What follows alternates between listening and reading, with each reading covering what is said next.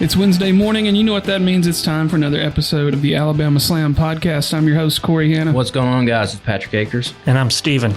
And we're going to go ahead and get started for the week. We've got a lot of things to cover, a lot happening this week in the week of wrestling, I guess. The biggest was last Wednesday on Dynamite. It's been almost a week since, we record on Tuesdays. So, of course, Mercedes makes her debut.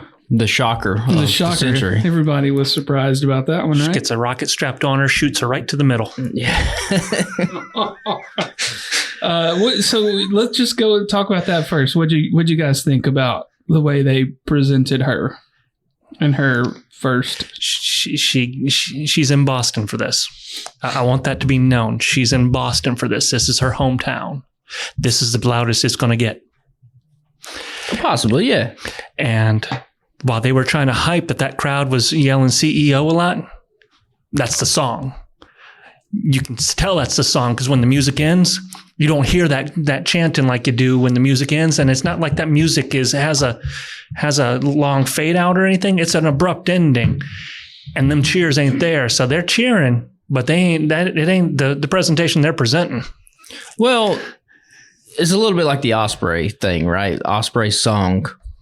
No one was doing the Ospreay stuff when he debuted here in Huntsville because nobody kind of knew it yet. I would expect the CEO chants to kind of keep going as she gets to other places. She definitely looked like a star. She looked like $1 million. I'm not entirely sure what she's the CEO of, but she looks the part. I'll give her that. But we were hopeful when she joined up that they were going to put her in a program for that the women's title. And she's in a program with Willow, who's in a program with Julia Hart, which is a TV title at best. Yeah, but this is... For how long? Yeah, I would expect that she gets probably the title. only because she had the run-in with Willow at New Japan last year, right? They've worked together before, et cetera, et cetera. So that's an easy one to shoehorn her into and then move her on to the next one. But this is your biggest female hire. Diana how do you say her last name? Purrazzo comes in right to the top. Mercedes Mone is your biggest. You have spent the equivalent of Ospreay money on her. And you're booking her in the middle at best. But if she can come in and she can help Willow go to a next level, I think what they're going to do is turn Willow and Statlander heel with Stokely Hathaway.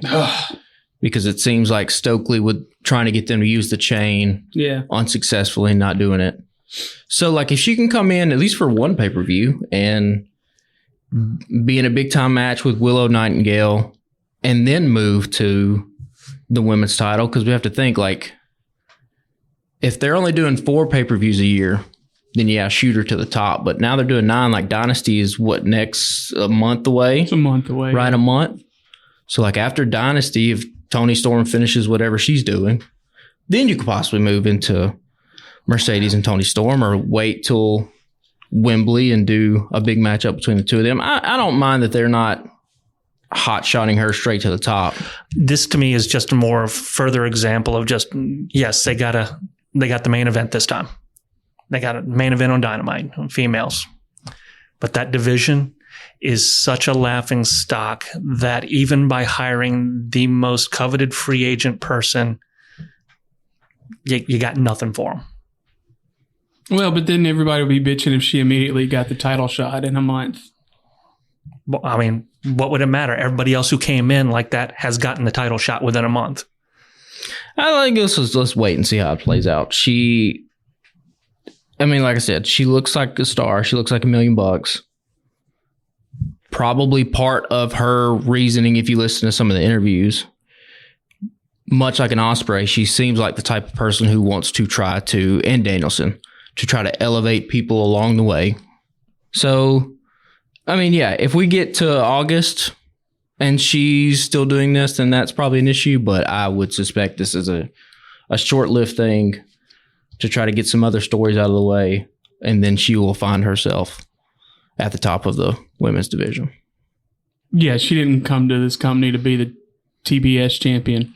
No, but it does say, like, you know, much like probably what's going to happen in the men's division, where some of these big time names are going to snatch up some of these mid card titles, and we'll get to Eddie Kingston and Okada and that kind of stuff.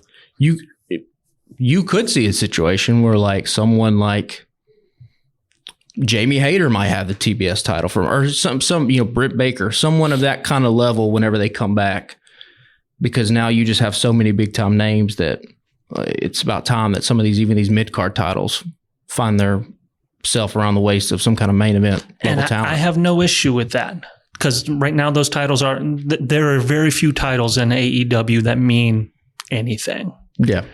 So having them, you know, gain some prestige is fine, but Monet is on a different level than everybody else on that roster that is currently wrestling right now. I mean, yeah, I would agree with that. Yeah. But it's been a week. But like I said, if we get to August and that's the thing, then yeah.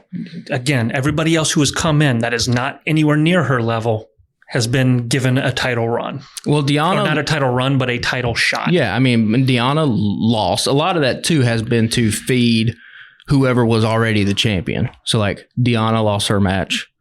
I'm trying to think of who else has come in who has lost. She has essentially filled in the spot that Abaddon left.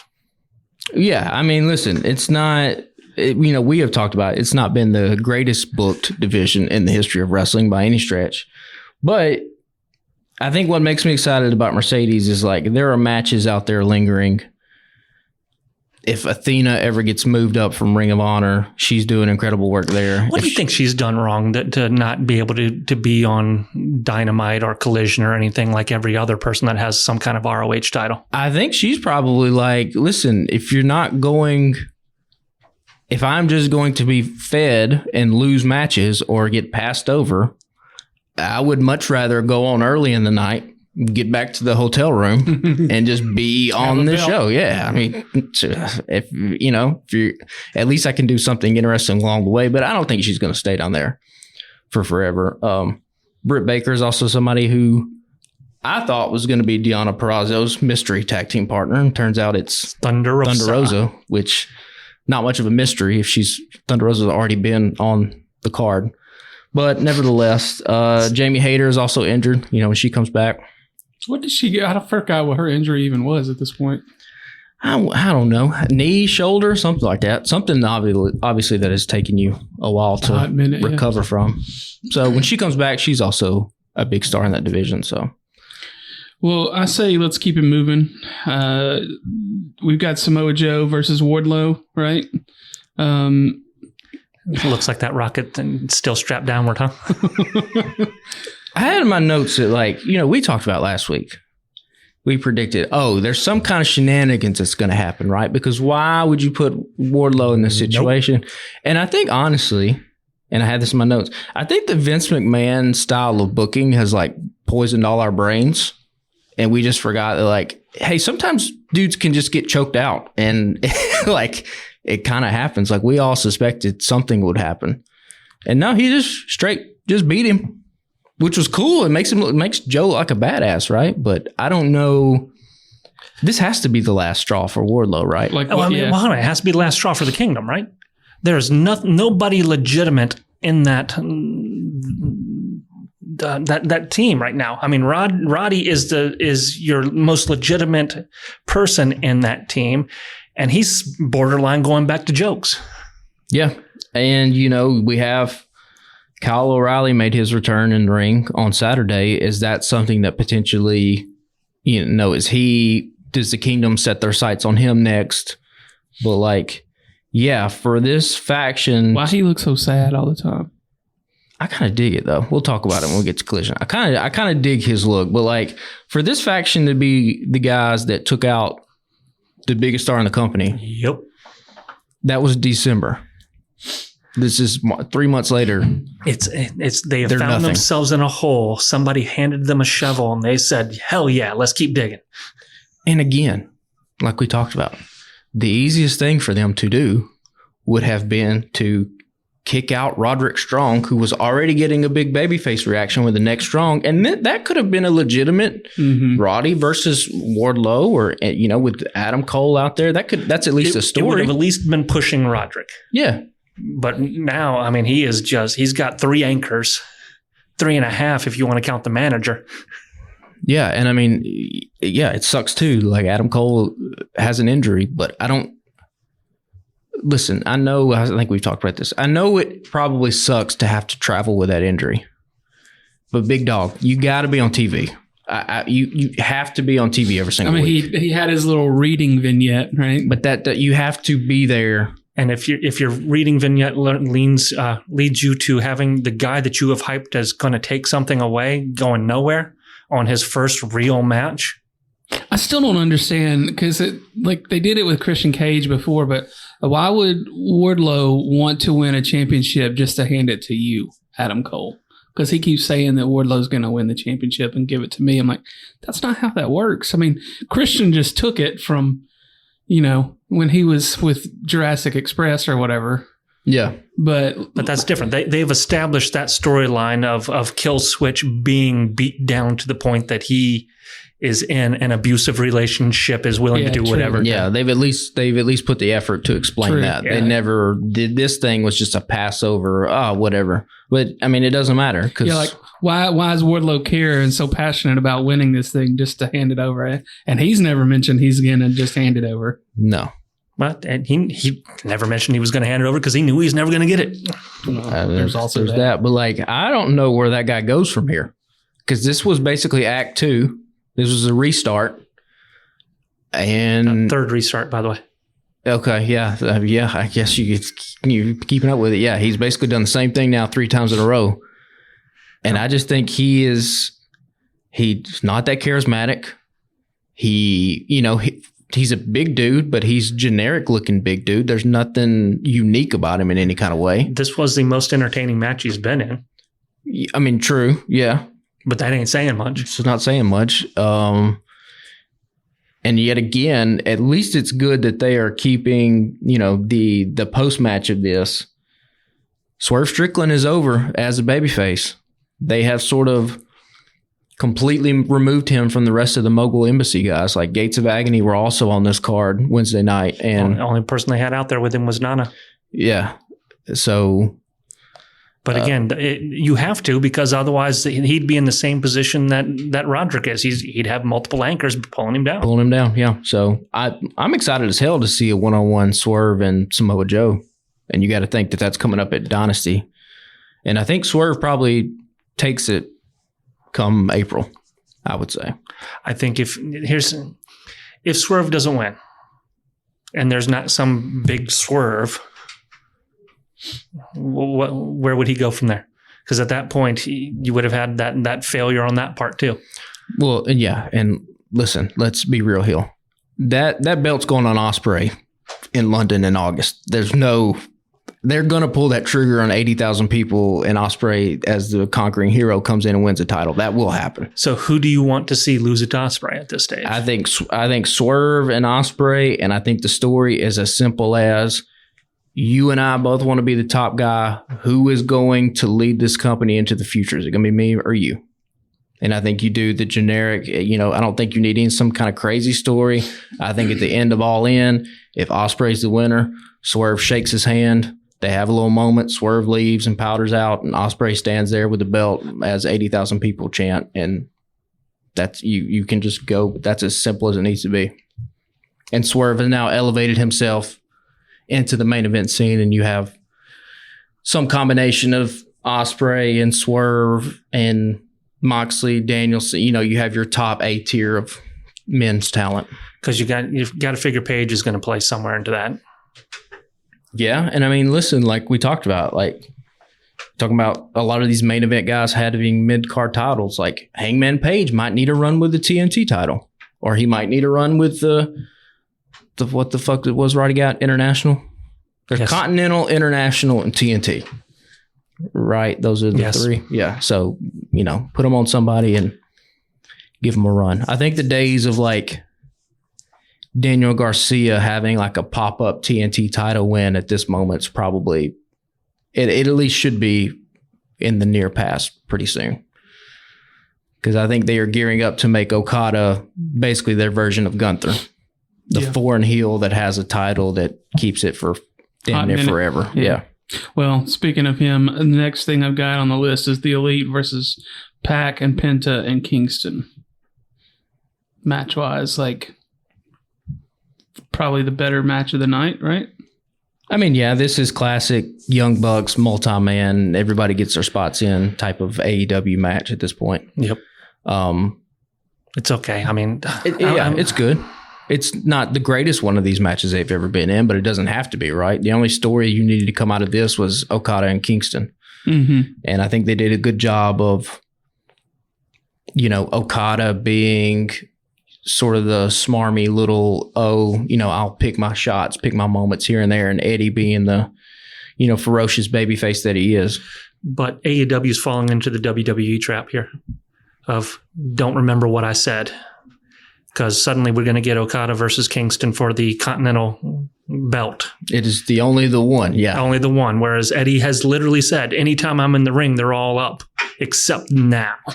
Now that it is the time that, I might have to lose it. Now is the time that belt's not up. And that ain't on him. That's backstage garbage. I mean, yeah, anytime you do, because then what is the next Continental Crown if they rerun it next year? What does it look like? It's obviously not going to be for all three belts. Maybe you have if you split those, I guess maybe you have to reunify them again at some point. You have the people that if they're going to, you force those people to be in the Classic, and then whoever wins takes them all again. I don't know, but still, what's the point of breaking them up? I mean, I don't think Okada is going to be working Ring of Honor pay-per-views. But again, is Eddie? Well, yeah, Eddie's announced for Death Before Dishonor. He's fighting Mark Briscoe for the Ring of Honor title. Yeah, they announced that. So I guess Briscoe takes that one? Probably. Fuck yeah. Probably. And what else? A New Japan Strong title? And I mean, when does that? I don't even know when that gets defended because that's kind of an offshoot. That's just a little promote. 3 days after an FTW. Yeah. So, but no, I do think Okada ends up taking the title from Kingston. I don't see why he wouldn't. And you build him up as the main event scene for the AEW World title is a little bit crowded right now. You just let Okada and the Young Bucks have fun as the trio that kind of control the Continental Championship, and he puts on great matches and beats people and looks like $1 million while he does it. The fucking coin flip entrance, by the way, badass. I don't know who came up with that. What is the coin? The coin is the start of the. Yeah, I get that, but what's the coin? It fucking looks cool. I don't know. It's as easy as it is. I mean, it's in the music, but I wasn't sure if there was some story behind it or something. That is he a paid assassin? Is this a John Wick reference? What? Okay. I mean, sometimes I don't know. I'm sure there probably is something, but I like that he's coming in through the Elite elevator. Yeah, and they do a cool little thing with the black light too, where he's like kind of in the shadow a little bit, and then comes out. So did they just started doing the elevator again, right, with the new set for this? Yeah, and for them specifically, nobody else has it. Are they still doing the different entrances? Because the tunnels, yeah. Well, I mean, like the good guys one side, because Pac was coming out the bad guy side. Well, I think he's always a bad guy, right? Okay. Even when he's a good guy, he's a bad guy? It was like they were mixing it up, and like people I wasn't expecting to come out that left tunnel were coming out the left tunnel. I'm going, okay, well, maybe they're just alternating. Danielson is how you know. Danielson will switch. Like right now, he's coming out of the right tunnel, good guy tunnel. And then at some point, I'm sure he'll switch back over and come out of the other one. There'll be that little camera shot where he sits at the ramp and looks one way and then goes the other one. They've done that before with him, but no. Okada and the Young Bucks, I'm digging the gimmicks right now. I like it. Like I said, I could give two shits about the Young Bucks. And somebody was shitting and they were like, I don't get the Young Bucks music. It's like, it's a play on Succession. Yeah, it sounds almost exactly it's pretty spot on. They're not trying to hide. I mean, I was real over the Young Bucks in the last year, but the way they've ramped up the EVP like heel factor. This is the best they have been. I mean, Matthew's sitting there with his best boss mug, talking shit, and that it's fine, but I just don't care about him.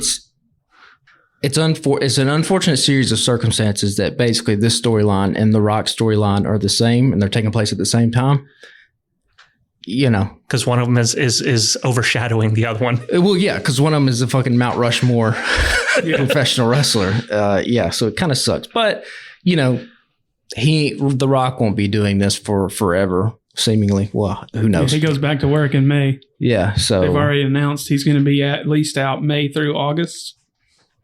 Oh, okay. They did announce it. Oh. What has he got going on through May through August? Some movie. Good on. All right. Yeah. Hey, I'd take $20 million still. Yeah. So the next note I have is from Ospreay's promo when he's talking about restore the feeling. He's his restore the feeling, bruv. I am the feeling. This is where to me, this is showing you how badly AEW needed Will Ospreay. And I have to imagine, because that was something that came up in the Young Bucks conversation, is they said there's 14 million reasons that Okada came here. And hinting that was what he's getting paid to be there. If they're giving him 14 million, this dude's got to be getting, almost 30, which he is never going to get anywhere else, because he's earning every damn penny of that by being there, because this promo alone shows you just how far ahead of the curve he is over everybody else in that thing. He's been in AEW 3 weeks. He already feels like the biggest thing they have. Yeah, y'all have seen the tweets about how Triple H is probably like beating himself up at home. Yeah, but no. I don't think so. Because I don't think that they would let this dude do what he's doing. That, and there is nobody on WWE's, budget that is making the kind of money that he would demand if he's making that kind of money where he's at now. Do you think the WWE crowd would appreciate him as much as? Oh yeah. Yeah. I think this dude, like I said, he's got it. He does. He has a appeal to him that he's able to fit wherever would he be doing the same thing he's doing in AEW and WWE? No. But whatever he was doing in WWE, he would be successful in doing. Yeah, I think he's that big of a superstar. Like, this dude is just that good, and he's 30, which is great. Like, you could see him in WWE in 5-6 years. Like, that's how this stuff works. I mean, you get free agency contracts and stuff, but it's so simple, too, what he's doing. He's just embodying the spirit of competition and doing it in a genuine way where it feels real and people are responding to it. This is not an over-the-top gimmick. He's not doing crazy things. He's doing what the others are trying to do, but he's doing it better. Yeah, the dude's just better than everybody else. It's just, there's no two ways about it. So just quickly, just keeping it rolling, we thought we'd see a bloodbath between Jay White and Darby in terms of needing to ride Darby off TV so he can go climb Mount Everest, and then he actually breaks his fucking foot. Yeah, I don't know if he actually did he really?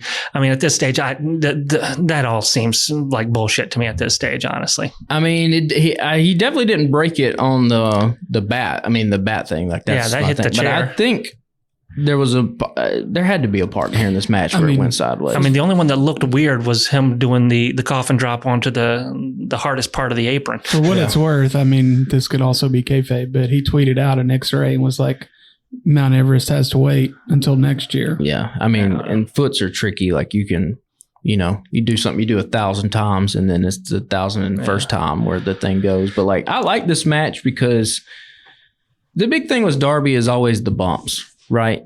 And this match led up to one bump. He goes down on the apron. He beats the 10 count. Immediately he rolls into Jay White's finisher and the match is over. Yep. It was psychology. It was an alternative to the Darby equation that we had been getting. Yeah. And Jay White looks like the smartest bad guy in the world. He looks like a very smart, psychological wrestler. And then they turn. And then they do the turn, which we all expected to come at some point. And here's where this is, again, another one of those moments where I feel like it's shitting the bed because nobody cares. This is one of those things because because it's not getting anywhere, because it's not, it didn't progress any kind of love between anybody or have any kind of pull into the characters. It's like, okay, cool. They turned. Good on them. I think it was kind of a reestablish Jay White as like a badass, like, because it's kind of been jokey. All like he hasn't had it. I mean, the booking for him has not been great, but it's kind of been that let's reestablish him as a major contender, not a major contender, but like just a badass, like in the league. Like last week, Darby said in his promo, like you were the dude that main evented the Tokyo Dome 2 years in a row, and then you come here and you're playing grab ass with the Acclaim, basically. Right. Yep. So I mean, this is. I mean, it's 100% true statement. And it's a reset. This is a reset for Jay White and Bullet Club Gold. But do they, I mean, they already have a belt that they already have their trios title from ROH that means nothing around their waist. But maybe they just unify it and throw the Ring of Honor ones in the trash. Like, I don't know. He's one of those guys you could put in the... if he was carrying the TBS or TNT or whatever, whichever one it is, he'd be decent. But he is swimming in the deep end, and he's got some lead booties on one that ain't helping him right now. And I mean, with all these things, the booking has not helped him either. So, but this is at least, listen, they took out Darby Allin. He's going to be off TV for a minute, probably for longer than a minute now with a broken foot. So he has that feather in his cap. Or does he come back immediately because, Darby Allin is Darby Allin? No, I think he's off for a little bit. Yeah, there's no reason to bring him back right now. So you can get the just rest up, appreciate everything you've done for the past 18 months. Like, here's a well-deserved break. Had a major storyline for the last several months with Sting. Yeah, and and the thing is like, if Darby stays off TV long enough, the moment he comes back and attacks Jay White, that's an immediate story. And that will be a hot angle because the fans will have missed him. Unless, of course, it's like every other foot injury angle in AEW where it takes 3 years to get him on the screen and he comes out in a wheelchair for 2.5 of them. And well, I think Darby might have some better recovery than old Mr. Adam Cole. Darby's seems like he's tough son of a bitch. Not that Adam Cole's not, but it's a little bit different. Darby versus some other people. So on Collision, the only thing that I made a note on was the Copeland promo and how hyped I am for the I Quit match on Wednesday night. Wednesday night looks like a pretty good card, by the way, but Collision was so-so. I thought the Danielson match was good, but like I said, the promo for I think it's time for Cope, right? I'm confused why this is a Dynamite match, number one. It's Toronto. It's in Toronto. Yeah, but still, this is a TV match. You're giving me potential a man that has the most dangerous weapon in the Simpson universe, a board with some nails in it, gonna murder a man on public television. Well, they've basically done that before on Dynamite, so it wouldn't be that much different. And that, to me, that is, and you have a pay-per-view coming up. Why is this not on that pay-per-view unless it's going to be, it's not, we're not going to get what we want and drags it on. But then, that loses its value too because it's an I Quit match. Yeah, I don't think it drags it on. I think Copeland gets the win, but like Dynasty's not till April 27th. So it's a little bit a month and some change away. So there's time for Copeland to find another person that he can have a match with at Dynasty. I mean, because it can be something as simple as, at least for a Dynasty match, it can be, some kind of other dream match. Although the last dream match Copeland had in AEW was against Minoru Suzuki, which not many people have ever wanted to see those two guys. Match. Yeah. You got to remember that people dream every night. I mean, that's true. Maybe somebody out forgettable. There. Yeah. So I know you wanted to talk about the Danielson match. Oh, I mean, yeah, that's just classic. I mean, at this point, that's what you tune in for Saturday nights for. This is basically watching. I appreciate that they put that one on first. Yeah, because in theory, you could have, if you are not a regular AEW person and you want to see that match, it's right at the beginning, runs about 20 minutes. You can go to do whatever else you want. You can fast forward. You ain't missing nothing. Because I mean, a lot of Saturday night was just like good solid to good pro wrestling matches that were kind of one-offs that don't have a lot of story behind them. And are with people that are constantly losing. So, there's only one. Yeah. There was a surprise in that one, but is it really a surprise knowing how that team has been booked? Yeah, so that was Infantry beating House of Black in the tag team. Because Mark Briscoe Superman's in and somehow defeats an entire faction again. But I did kind of want to talk about Kyle O'Reilly, because here's a new guy who has name recognition from NXT. At the tail end of an NXT run, he was getting, he had like babyface potential. Yep. Unfortunate circumstances. He's been hurt for a while. 2 years. I like his look. He looks gritty. He looks scrappy. I don't know where he fits, though, within this roster. This match had something in it that bugged me, too. You got Kyle O'Reilly beating the shit out of Brian Keith.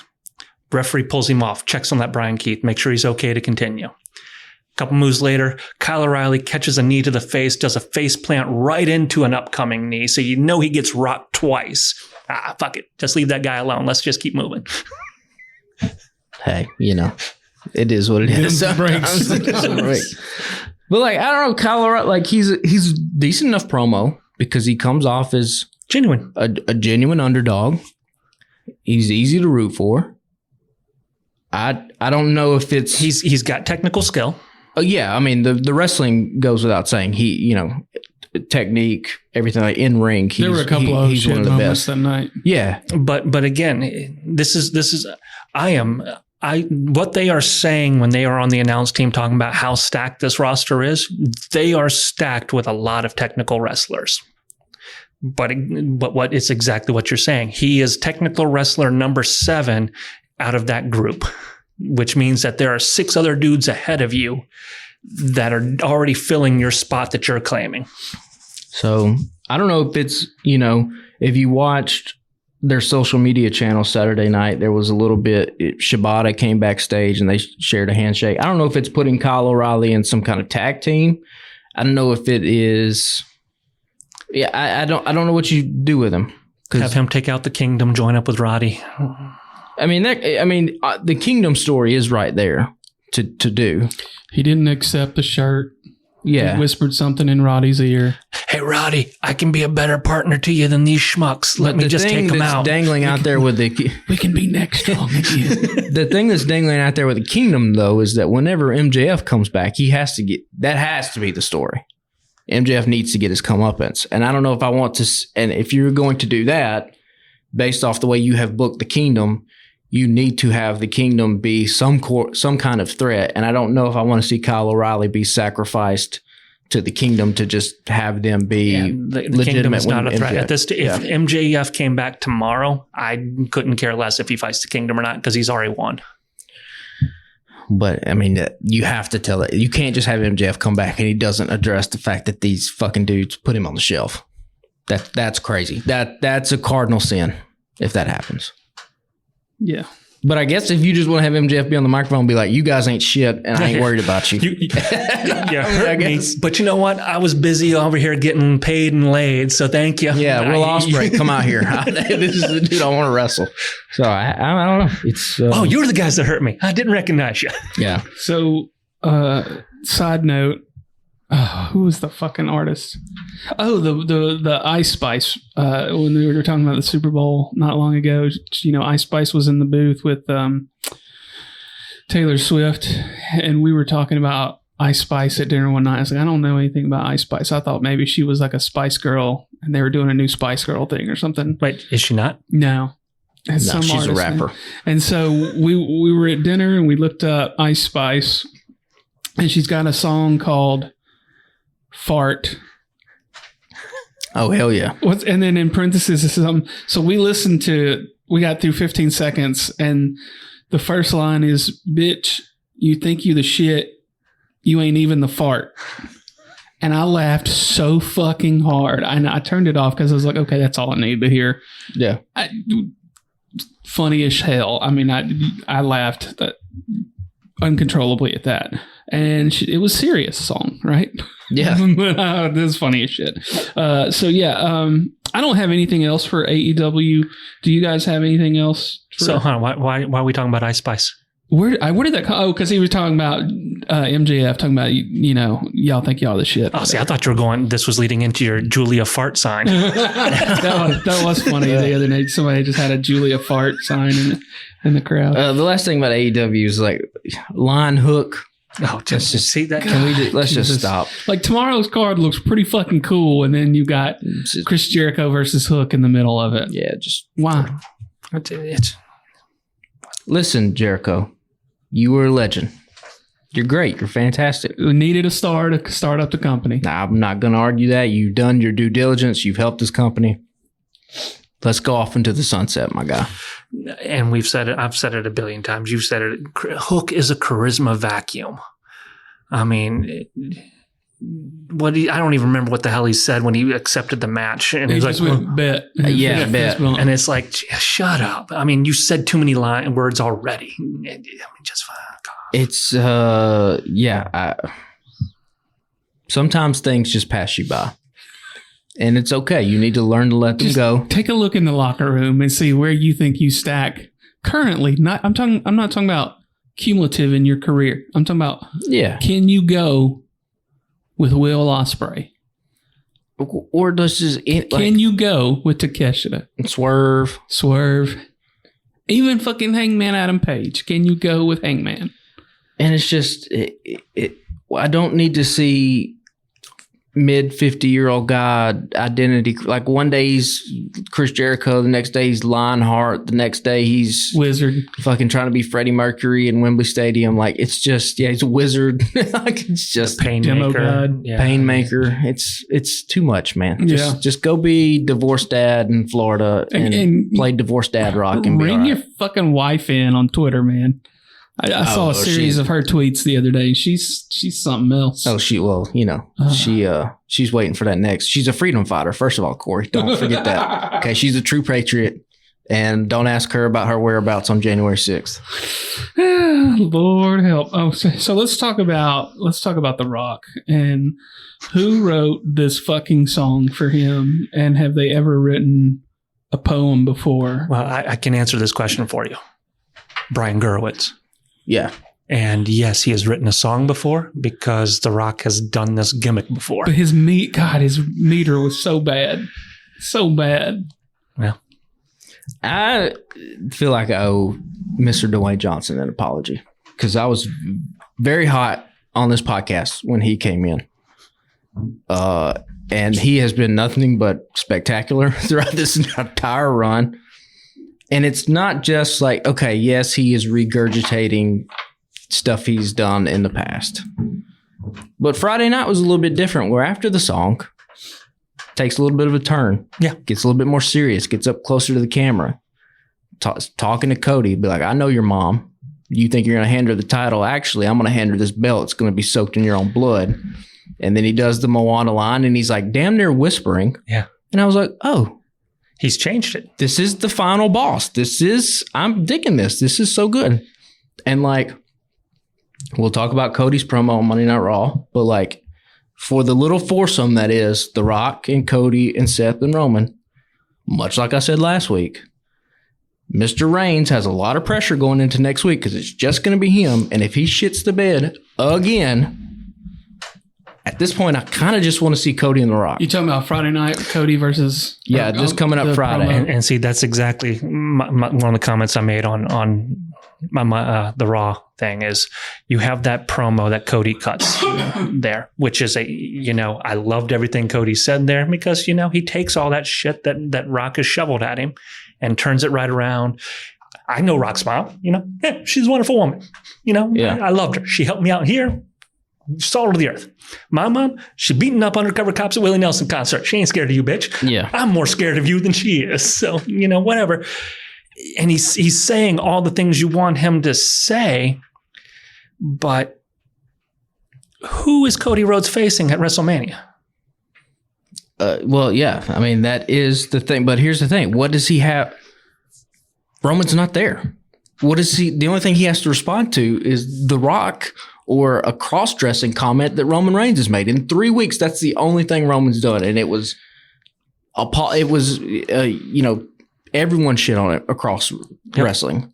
Because it was like, bro, you're the champion and you look like the worst out of all these four. 100%. He's got to, like you said, he has to step up his game because right now, Cody is fighting The Rock. Yeah. That's been the thing. And the title is a side chick prize.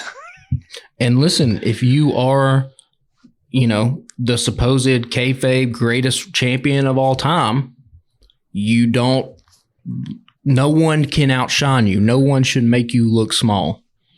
And Roman Reigns, for the past 3 weeks, has done exactly the opposite. But we also get a slip in that promo when he's unrolling that belt to talk about somebody's mama. Whose mom does he mention first? Reigns. Is this what the line's about? Yeah, he says Reigns' mom. Oh, yeah. So is it a slip? Is it not? Because all this shit means something, supposedly. Well, listen. Based off what we have seen these past 3 weeks from Roman, and for the past 3 years from Roman, or even going back further when they tried to make him the babyface, if your plan is to put The Rock and Roman Reigns in a program together, he's got to step it the fuck up. And you expect people to cheer Roman Reigns, good luck. Because I don't know how it's going to happen. Because he has more charisma than, say, a Hook. It's true. Yes. But he is not pulling the same weight that Rollins, Rock, and Rhodes are. And he's the one that has the championship, and, Michael Cole's calling him the greatest of all time. Yeah, at this point, Cody has to win the title at WrestleMania. I think Roman at this point, it's time to go in a different direction. It's time to see the Universal Championship on television every single week. Cody is as hot of a babyface as that company has had in, I guess, going back to Stone Cold Steve Austin, like truly, because John Cena split the audience. So somehow Cody Rhodes has gotten the casual fans to love him. He's gotten the hardcore fans like us to love him. His promo on Monday was fantastic. He is showing layers in his character where 1 week he can cry and it convinces you and it makes sense. And then the next week he can be staring down the lens of a camera in a black suit, talking about how he's going to beat the shit out of The Rock. And it's also convincing. Yep. He knows his mom too. Yep. Cody Rhodes is the dude. I think he will emerge victorious from WrestleMania. I think he should. Because if they do not finish this story at WrestleMania, the revolt that you had for The Rock seemingly going to take this main event spot will be minuscule compared to the revolt that I think you will have on fans' hands if he doesn't win. I was jokingly thinking about this yesterday and a little bit this morning of just making this a Groundhog's Day, that kind of thing, where forever from this point on, it's always Cody Rhodes versus Roman Reigns at WrestleMania trying to get the title and never doing it. And it's just that match perpetually forever. I'll check out August 9th or whenever. And I'll check back in with y'all the end of next January. Because the Bloodline story was boring as shit for most of the year. We will look back on the Bloodline with, Yes. Okay. Yes and no, because we'll get back into the Bloodline story a little bit here when we get to the beginning of Raw, because the Bloodline story is still fun and engaging. It's just parts of it, because he's not carrying his weight, are superfluous. It's weighing it down a little bit. The Bloodline story will look better when they do the YouTube compilation of here of all the segments jam-packed, and they don't put the dates on there. Yeah. But then fans will be like, well, in real time, those two moments were 6 weeks apart from each other. But I had that same conversation with non-wrestling fans going into WrestleMania last year. So it's like, I'm breaking down of all the shit that's happened. I'm like, but keep in mind, this is over the course of 2 years. But last year, though, it was fun to watch the rise of Jay and Sami. Mm-hmm. That's what held that thing together. But Jay is still rising. But Jay feels, even though, yes, he's fighting his brother, he feels apart from it. But that is bloodline story. That only happened in the last month. Well, yes and no. I mean, they've been off and on with that, just because every time Jay gets close to being something, Jimmy's there ruining it. I mean, I think I've said this before. I think the popularity of the bloodline story falls squarely on the shoulders of Sami Zayn and Jey Uso. I agree 100% that they were a duo that carried a lot of that early weight that extended it well beyond where it probably would have gone. Yeah. And we will, like we talked about, fans 15 years from now will be talking about and dissecting the career of Roman Reigns, and he is going to be a fascinating case of where actually do you put him all time, because you rack up these accolades, as many WrestleMania main events as Hulk Hogan, huge ass title reigns, presented at the top of the company for 6 years, and yet, you go down the list and you start making greatest wrestler of all time. You're like, why is Roman Reigns at 28 or 30? I had 15 dudes last week that I thought were better, and that was just off the top of the head. So,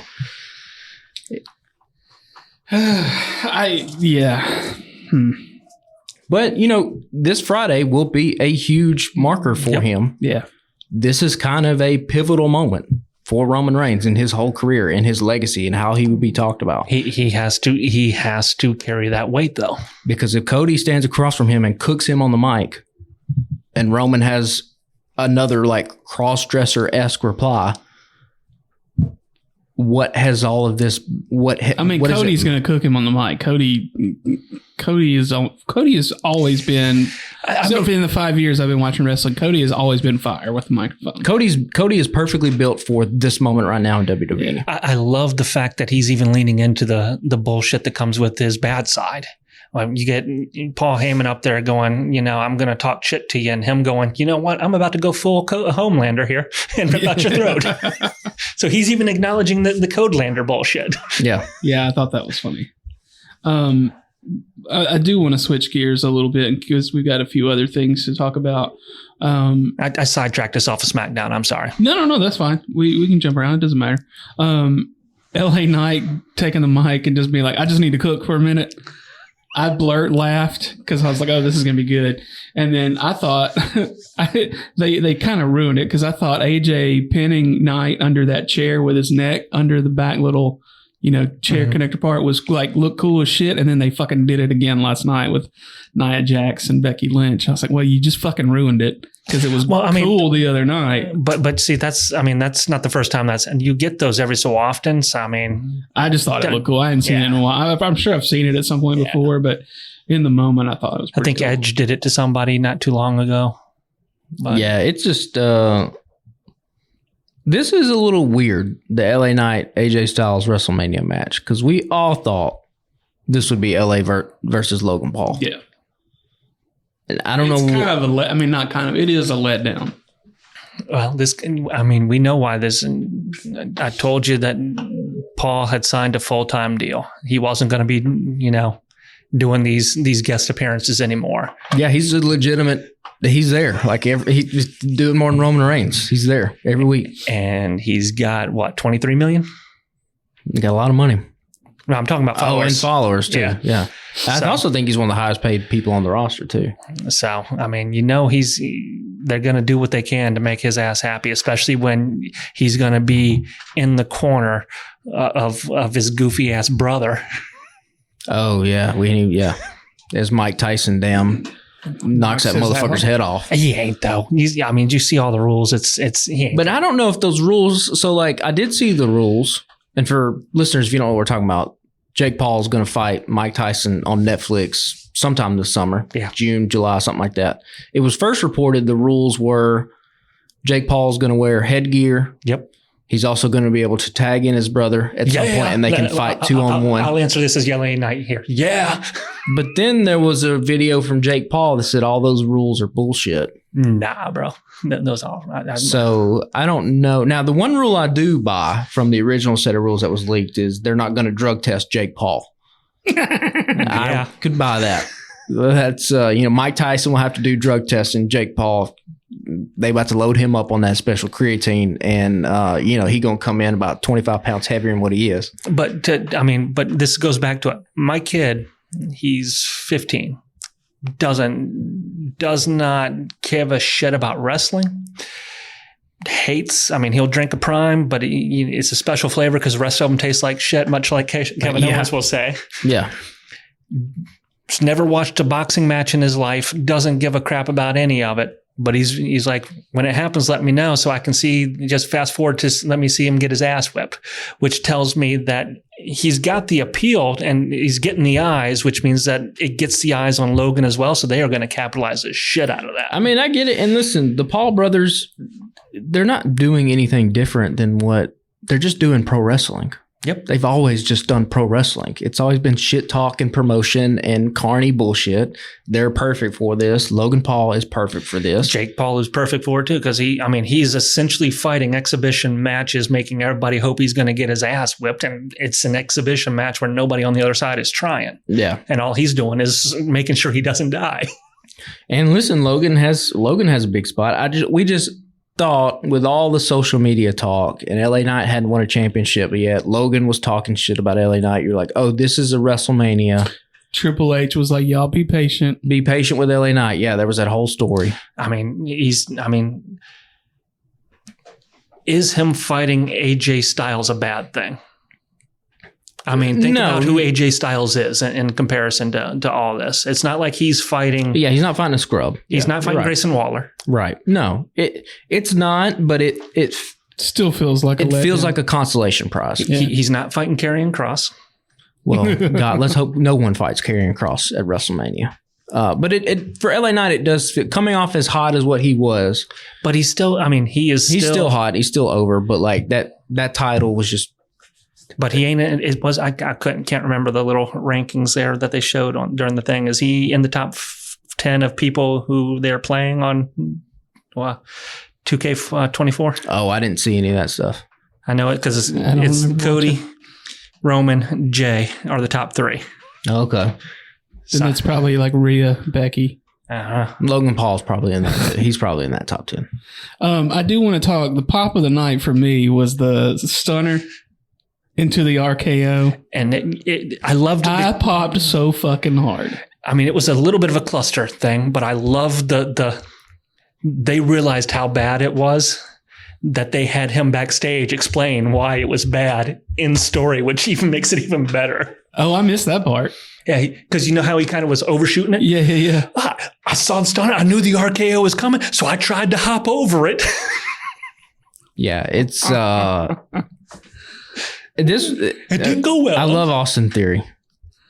That spot looked ridiculous and not a good way. He literally, and it's just a split second off. Yeah. And that just shows you like how much pro wrestling just comes down to timing. Mm-hmm. They'll rerun this spot at WrestleMania. Austin Theory will do it again, and he will probably nail it, and it looks amazing. But like this to me just looked. I was like, it was goofy as hell, but I still. It was goofy, and here's the thing.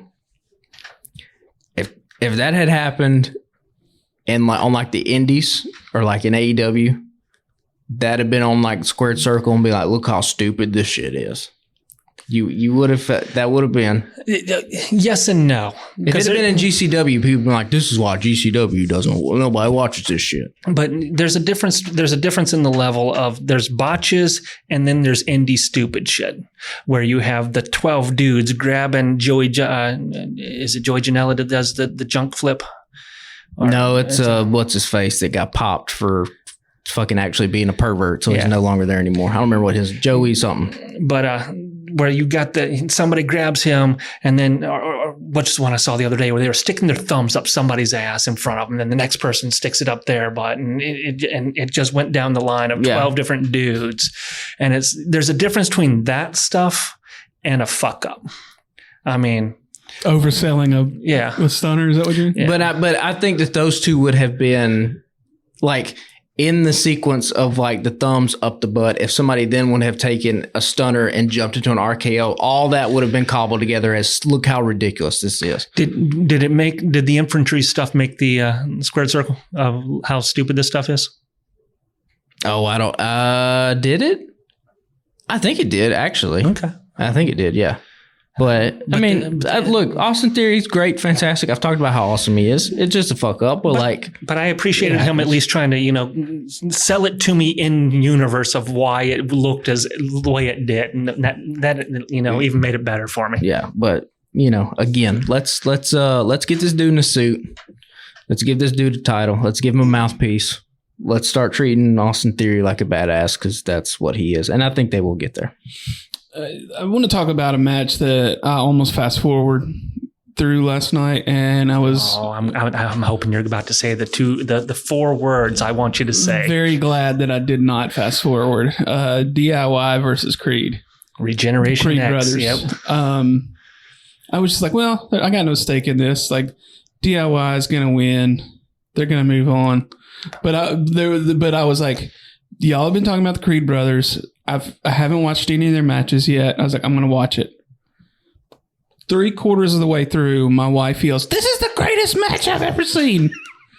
And I was like, holy shit. I was like, these guys are right. Like, these dudes, because she then, I was like, these dudes can go. And then she was like, why do they look like they're in high school gear? And I was like, that was part of the thing they mentioned at the beginning when she wasn't listening about, like, they were high school and college wrestlers. Brutus was number 1 in the nation. Yeah. And I was like, these dudes fucking go. And then, like, I really thought at one point, I was like, fucking let them win. I was like, they're not going to, but there was a lot of believable moments where you thought it could. Oh yeah. And that's the joy of DIY, because DIY can go in their own way as well. And putting them with somebody like the Creeds, who down the road will. I wouldn't be surprised if they're in Mania and some, like, those guys are going to end up with the titles at some point. Both of them they're on that same level, so it could go either way and you'd be happy. It's kind of like that if you put Sami Zayn and Chad Gable in a match, I mean, you might have your preference on who you want to win, but you'd be happy with either one because they can do whatever they want to do, kind of stuff. Yeah. And seeing them, I mean, that dude was sitting on his ass. Vertical suplexed, Tommaso Ciampa ain't Bronson Reed size, but still was able to go from his butt to his knees to a stand, keeping him. And a lot of that's on Tommaso with that core strength. Yeah. But if they did that to Bronson Reed, I would have come on this podcast and be like, I don't give a shit. Drew Mack, give this dude the title now. He needs to beat Roman Reigns. He needs to beat everybody. This dude's the greatest wrestler ever. No, DIY and Creed also stand out because they're 4 of the best wrestlers in that company, like in ring, and they actually gave them time to put on a match. And like I've said before, like, good professional wrestling in the ring will always get over. But again, the difference between why that's getting over there and it would not get over, why it's not getting over in the same place in the other company, is because they have given those 4 dudes, the Creeds a little bit less, but they have given those dudes some time to express some personality. It's not just let me be a badass wrestler. There's, you know who they are, because they have told you who they are through all those storylines and through all those vignettes. I didn't know any of that shit. I just went into it like, I've heard these guys were good. Yeah. And it was a good match. I didn't know anything about their quote unquote story. The match was great. Here I am going to be the gear guy. Guys, we'll get there. We cannot come out in just gray singlets with no knee pads, no wrist tape, no elbow pads. They had no entrance gear, no jackets. Help these guys out. Come on, somebody. Costume designers. They can't be in gray, first of all. Gray is enough. You cannot have a color gray as a professional wrestler. Ban it. You can't do it. Did Rick, I know Rick came out in the varsity jacket. What did Scott used to come out in? They both came out in the varsity jackets when they were, And what did the Steiner brothers have? They had tie-dye. I'm not saying do tie-dye, but I'm saying let's not come out in gray singlets. But at the same time, I guess you can't really, while they are the equivalent of what the Steiners were in the 80s, just obviously not as beefcakey, I guess when you have an actual Steiner child in the mix. Oh, yeah. I'm not saying they should copy the Steiners, but like, can the singlet be red? Can it be blue? Yeah, just fucking flip those colors. Can we? Because they had red in. Can we tape our wrist? Can we put on some knee pads? Can we wear boots? Can we do some kind of entrance gear? Like, I don't know. They just literally They were just in the ring last night, right? Or did I miss their walkout? Yeah, I think they No, they came out. They came out, Okay. but they didn't have any. Because you got Brutus that does the silverback walk up the stairs. Oh, that's right. So, like, and like you said, we'll get there. But, like, that is a decision where management, like, They're failing these guys. The guys bring the gear and you go, this is the last time we're ever going to wear this gear because we're going to give you something else. Because, like, yes, your presentation, just when I look at you physically, does not match your talent level. You are extremely talented. We need to have you then look a certain type of way as a wrestler. This is semi sidetracked because DIY won that match and they're in league with the Awesome Truth. Did you all catch the R-Truth on the, I think it was the bump or whatever it is, where it had Baron Corbin, Braun Breaker, not Sam, and whoever his co-host is. I guess it's not the bump because not Sam was there. And they had R-Truth on there talking about, what do you do now that your friends are in this match going against the Judgment Day with you, kind of stuff. And R-Truth he's like, seems like we're in a pickle. And then he goes off for 3 minutes about pickles, Wenzel pickles. I like these kind of pickles. And, never answering the question, but it's just stupid as hell. And him just getting over pickles. I also laughed so fucking hard last night when the Jinder Mahal's dudes walked by. He's like, woo, I sure would hate to fight those dudes. He's like, that one dude was hairy. Yeah. Someone on the internet had a fantastic booking angle to separate the tag titles at WrestleMania, which is basically like R-Truth only grabs one set of titles because he thinks that he should just grab whatever show he's on. Yeah. And then another team grabs the other set. That's what I told you. They'd split them by taking two. Split them that way. Yeah, well, I thought one of y'all said that last week. Oh, maybe we did. Yeah. That's how I figure this is going to go down, is they're going to split them between, one ends up with one ends up with the other. Yeah, I mean, I can't say enough good things about that match last night. I'm in on those guys. Like, I know y'all told me before, and I was like, that's what I was telling Jamie. I was like, they've been telling me. I was like, because she was like, where did these dudes come from? I was like, they've been on for a little bit. But go back and watch. They had a steel cage match, and I guess that was in NXT, where they were just doing, it was stupid feats of strength kind of stuff. But chucking people through the cage and stuff like that. They are getting over about how powerful these two dudes are, and they just gotta, I don't know how much because they haven't really talked a whole lot yet, so I don't know how much chemistry they have, but they are showcasing at least the ability. The athleticism. So we've got the Sami and Gunther contract signing, and then the other stuff going on there with Chad Gable to talk about. I'm going to fast forward here a little bit to WrestleMania. You hear that 1, 2, 3. It's going to, the announcement that comes after that 1, 2, 3 is going to be, and still, Intercontinental title champion, Gunther, the ring general. And that makes sense to me because if it had been Gable, you would have had to put the title on him in order to that story. But now that you got Sami involved as being kind of that thing, I think Gunther runs a little bit longer with it. I mean, possibly. If you were going to have Drew McIntyre win the World Heavyweight title at WrestleMania, are you going to change all these titles? But you don't want, Gunther's a heel. You don't want to do heel versus heel, and Drew is going to feud with CM Punk when he gets back. Yep. But I mean, Gunther is clearly being primed to move up to the main event. He's starting to wear a suit. That's a telltale sign. Dude starts wearing a suit. You're like, okay, that's you are now main event level caliber. He's getting more mic time too, which is great. He's good at it because basically all he has to do is like, I'm the shit and you're not. He's got a delivery that bitch, you ain't even the fart.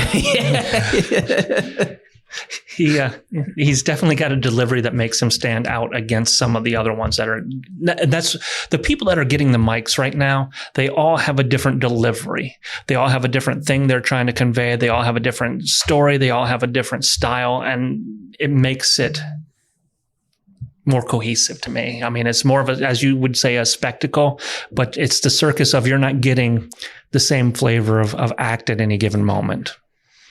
And I kind of like the wrinkle of Gable telling Sami straight to his face, like, no, you can't beat him. Mm-hmm. Now, whether that means that Gable kind of turns into Sami's coach here as we're going into WrestleMania, I don't know necessarily. It felt like a little Rocky-ish, their backstage segment, and they had 2 segments between Gable and Sami. But yeah, I don't know. At this point, it probably doesn't shock me that if Gunther is still the Intercontinental Championship, it come post WrestleMania. I'd like to see it on Sami, but I want Sami to succeed every chance he gets. But the fact that he is able to do, like I said, him and Kevin Owens are able to do so many damn things on that show that they will be successful no matter where you let them be. Does KO have a Mania match? He isn't it a 3-way? Yeah, with Logan Paul and oh yeah, that's right. So he is there to take a pin. Yeah, Which he'll put on a good show though. Yep. I mean, the past 3 WrestleManias, he's faced Stone Cold Steve Austin. He's been in the main event, and he's facing now one of the biggest stars that they have in a 3-way with one of the other biggest stars of all time in that company, and Randy Orton. So not a bad spot to be in. Could be worse for old KO. We've already talked about who is Cody fighting in the promos, and we've got Drew and the Seth promo from last night. So are you happier now? Yeah, Seth's doing better. So he's taken some of the advice. I had to call him.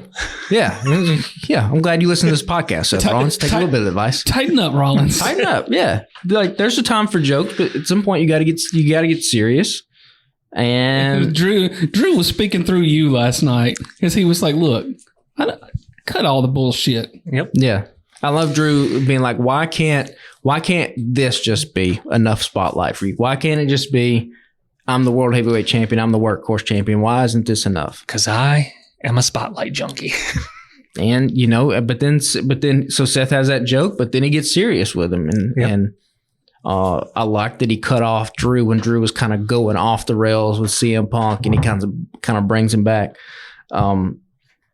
But I think Drew and Seth will kick off night 2 of WrestleMania, and I think Seth will take a pin, because I think night 2 of WrestleMania will be all about, is the bloodline and the cronies around Roman and Reigns actually, or Roman and Rock actually going to succeed in taking over WWE. Yep, you need the drama through that show of the bad guys potentially succeeding in their evil plans. I still think if I'm on that creative team, I have some sort of segment or some sort of backstage thing with Drew McIntyre and Roman Reigns, where Drew says thank you or something for the help a couple weeks ago, and Roman says something to him, we'll just make sure that, or The Rock says something like, make sure that clown emoji doesn't walk out of here with that title. I'm going to make it disappear. You're the guy. Go get it done. Because it helps tell the story. And I would do the same thing with Gunther, honestly. I think you're right. I mean, Seth is going to win. It'll be a good way to start off night 2. Or Drew. Yeah. Sorry. Drew will win. I mean, I'm not mad at it. Rollins has been, we had an episode about a year ago called Let's Put Some Respect on Seth Rollins' Name. Yeah, now he's ebbed and flowed since we've done that. There have been moments where it's like, this dude's fantastic. And then it was funny because we named that episode that, and we talked about him a lot. And then like 3 weeks later, they're like, hey, we've got this new belt. We're going to have a tournament, see who wins it. And it was Seth, right? Yeah. But see, Seth in the ring is always should have some respect put on his damn name. It's when he gets into into Joker mode, that you have to take it in context of what Batman story they're telling. And I think sometimes, I'm sure he gets some notes backstage, be like, hey, big dog, you're doing great. Let's rein it in. Just pull it back just a little bit. A little too Jared Leto. Let's get you more Heath Ledger. Yeah, you conducting the orchestra here. A little more of this, less of that. Come on, bring it up, bring it down, that sort of stuff, But he's fantastic, and like he's certainly a better professional wrestler than Roman Reigns.